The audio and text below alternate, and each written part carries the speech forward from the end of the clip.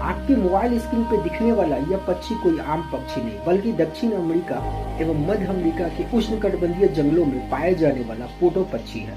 पोटो पक्षी की विशेषता है, दिन के समय यह पक्षी पेड़ की सूखी टहनियों पर बैठता है और शिकारी को चकमा दे देता है। पक्षी को देखने से ऐसा लगता है कि ये पेड़ की सूखी टहनियों में मिल जाता है, पता ही नहीं चल पाता है कि यह पक्षी है या पेड़ की सूखी टहनी।